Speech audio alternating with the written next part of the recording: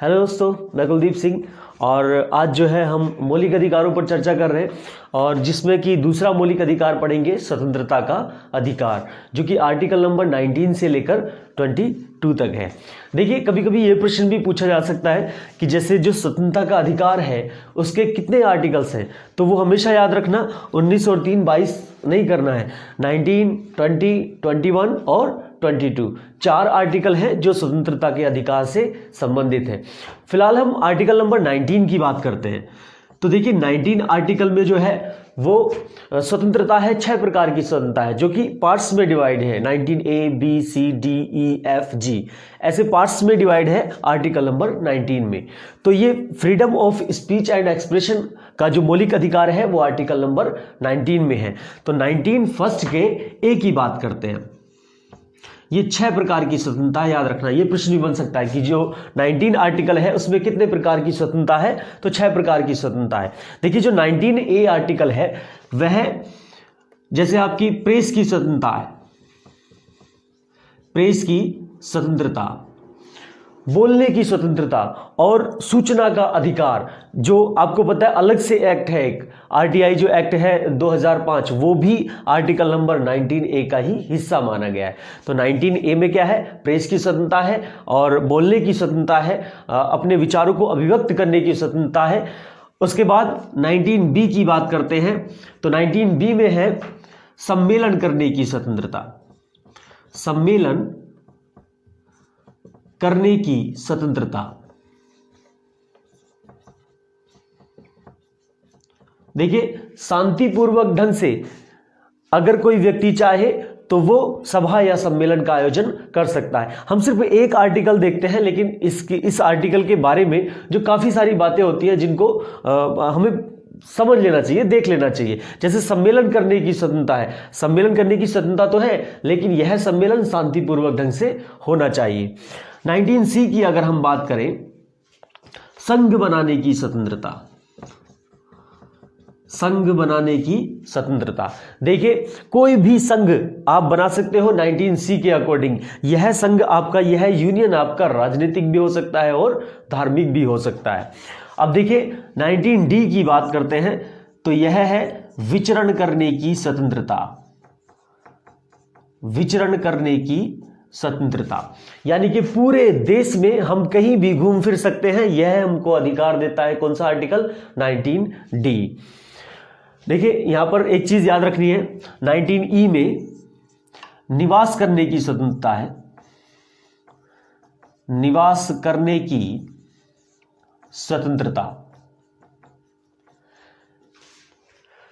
यानी कि पूरे देश में हम कहीं भी निवास कर सकते हैं, यह हमारा मौलिक अधिकार है, सिवाय किसको छोड़कर?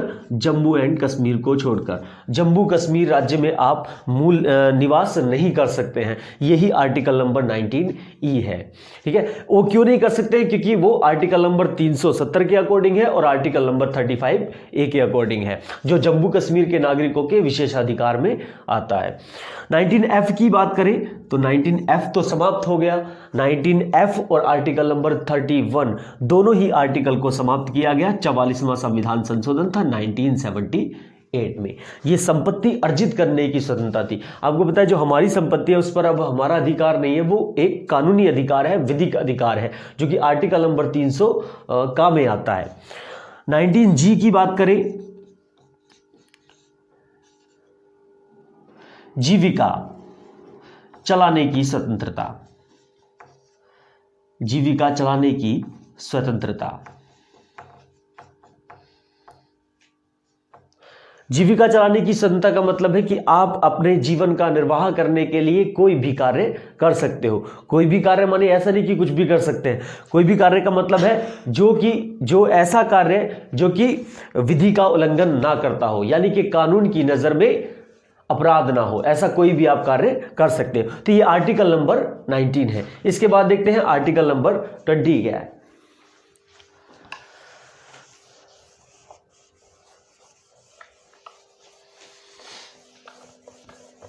आर्टिकल नंबर 20 की बात करते हैं तो वह आर्टिकल है दो सिद्धि के संबंध में संरक्षण। आर्टिकल नंबर 20 क्या है? दो सिद्धि के संबंध में संरक्षण, दो सिद्धि के संबंध में संरक्षण। देखिए, अगर किसी व्यक्ति को गिरफ्तार कर लिया गया है तो उसके बाद जो उसके अधिकार होते हैं वो आर्टिकल नंबर 20 के अकॉर्डिंग ही आते हैं। इसमें कई सारी बातें हैं, जैसे कि एक दोष के लिए एक बार ही सजा दी जाएगी। ऐसा नहीं है कि अगर किसी व्यक्ति ने कोई दोष किया है उसको बार बार उसी के लिए पनिश किया जाए। अगर किसी व्यक्ति ने कोई गुनाह किया है तो उसको अगर सजा मिल गई है तो वो उसका दोष खत्म हो जाता है। यहां पर ऐसा नहीं है उत्तर कोरिया की तरह कि अगर आपने कोई गुनाह किया है तो 3 पीढ़ियां आपकी वो सजा भुगतेंगी। यही आर्टिकल नंबर 20 में है। अच्छा, दूसरी बात जो आर्टिकल नंबर 20 में है, जैसे किसी व्यक्ति ने कोई अपराध किया तो उस समय पर जो विधियां प्रभावी होंगी वही उस पर लागू होंगी। यानी कि बाद में लागू किया गया कोई भी कानून जो पहले किए गए गुनाह है उस पर लागू नहीं होता है। और देखिए, एक चीज और है आर्टिकल नंबर 20 के अकॉर्डिंग, जैसे पुलिस अगर किसी व्यक्ति को गिरफ्तार करती है और उसके पुलिस के सामने अगर वो अपना कोई बयान देता है तो वो न्यायालय में मान्य नहीं होता है। तो ये माना जाता है कि जो स्वयं के खिलाफ होता है, स्वयं के खिलाफ जो है गवाही का प्रतिषेध भी करता है आर्टिकल नंबर 20। स्वयं के खिलाफ कोई गवाही नहीं दे सकता है आर्टिकल नंबर 20 के अकॉर्डिंग। याद रखना, इंपॉर्टेंट आर्टिकल है। उसके बाद आर्टिकल नंबर 21 की बात करते हैं तो यह आर्टिकल है प्राण एवं दैहिक स्वतंत्रता।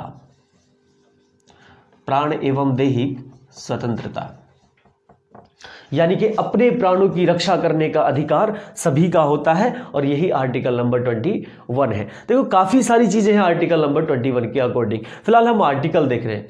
अब देखिए 20 और 21 इन दो आर्टिकल को ऐसे देखना है कि आपातकाल की स्थिति भी क्यों ना हो, इन आर्टिकल का कभी भी निलंबन नहीं हो सकता है। यानी कि आपातकाल में भी आर्टिकल नंबर 20 और 21 का कभी भी निलंबन नहीं हो सकता है। अच्छा, क्यों नहीं हो सकता है? तो देखिए, जो प्राण एवं दैहिक स्वतंत्रता है यानी कि व्यक्ति अपने जीने का अधिकार थोड़ी ना छोड़ देगा आपातकाल अगर लागू हो जाए। और दोष सिद्धि के संबंध में संरक्षण, अगर कोई व्यक्ति बेगुनाह, ऐसे किसी व्यक्ति की बात कर रहे हैं जो कि बेगुनाह है और उसको हिरासत में लिया गया है, तो क्या वो अपने मौलिक अधिकार का इस्तेमाल नहीं कर सकता क्या 20 के अकॉर्डिंग? तो ये दोनों अधिकार कभी भी इनका निलंबन नहीं होता है। अब यहां पर एक आर्टिकल और जोड़ा गया, 86वां संविधान संशोधन सन 2002।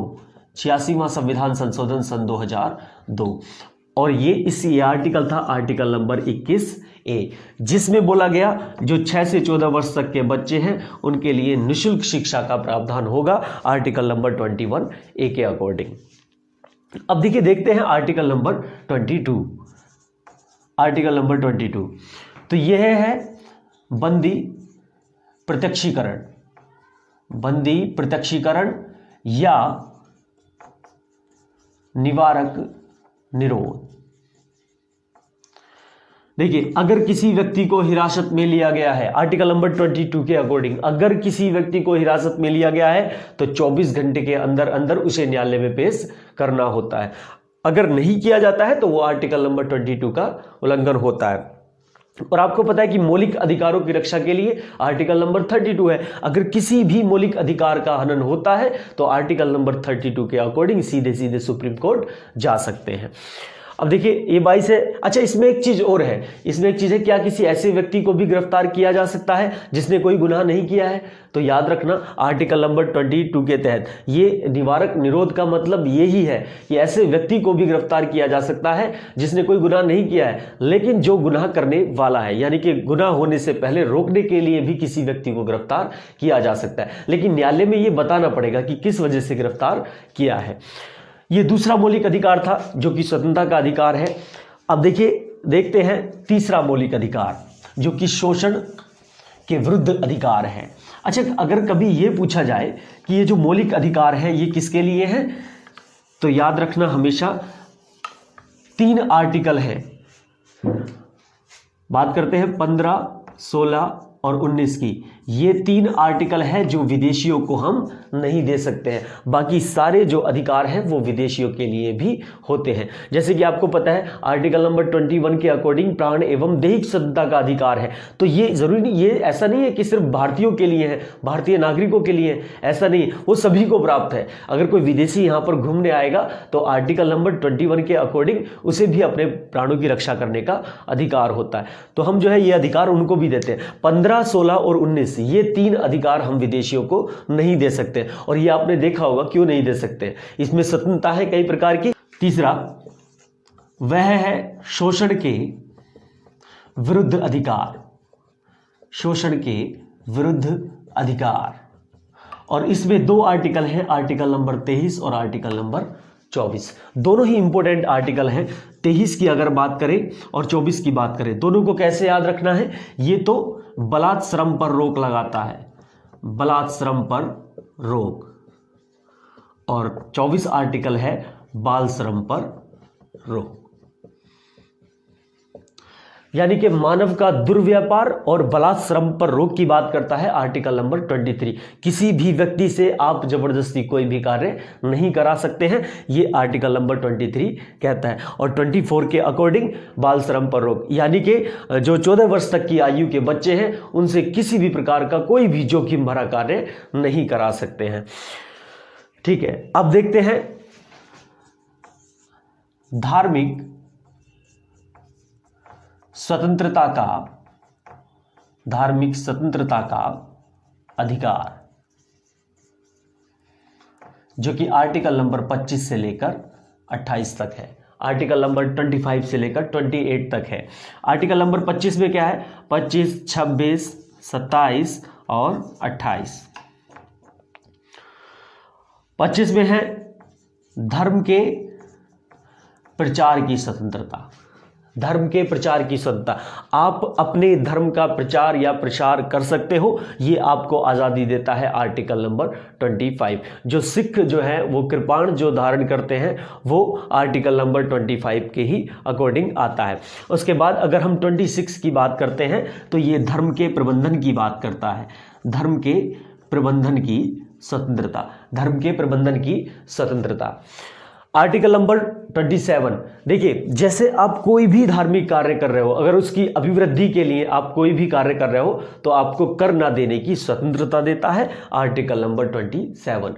धर्म की अभिवृद्धि के लिए, धर्म की अभिवृद्धि के लिए कर ना देने की स्वतंत्रता आर्टिकल नंबर 27। और 28 में है धार्मिक शिक्षा में, धार्मिक शिक्षा में उपस्थित ना होने की स्वतंत्रता, उपस्थित ना होने की स्वतंत्रता।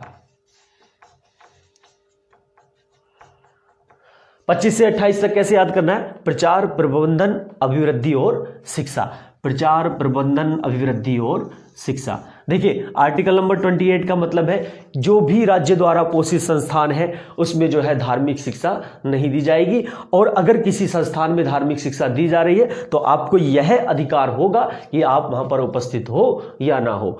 तो आर्टिकल नंबर जो हमारा 25, 26, 27, 28 है, इनको ऐसे याद रखना है। उसके बाद देखते हैं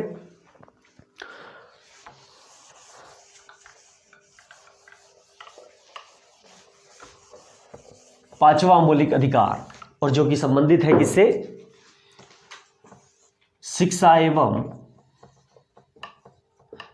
एवं संस्कृति का अधिकार, शिक्षा एवं संस्कृति का अधिकार, जिसके लिए 2 आर्टिकल हैं 29 और 30, आर्टिकल नंबर 29 एंड 30।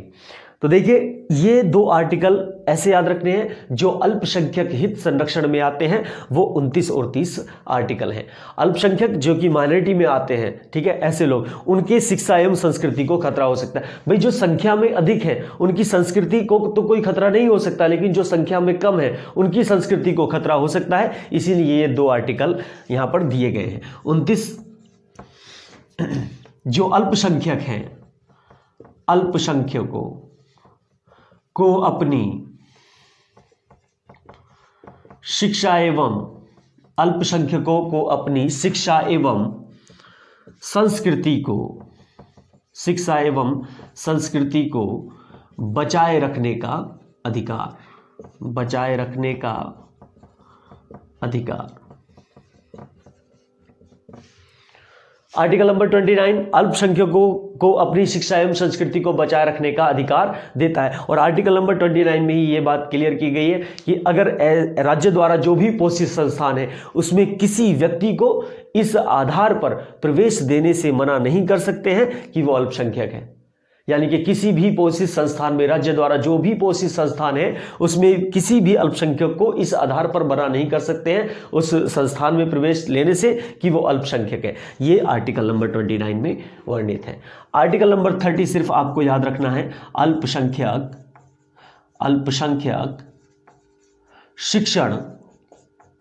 अल्पसंख्यक शिक्षण संस्थाएं।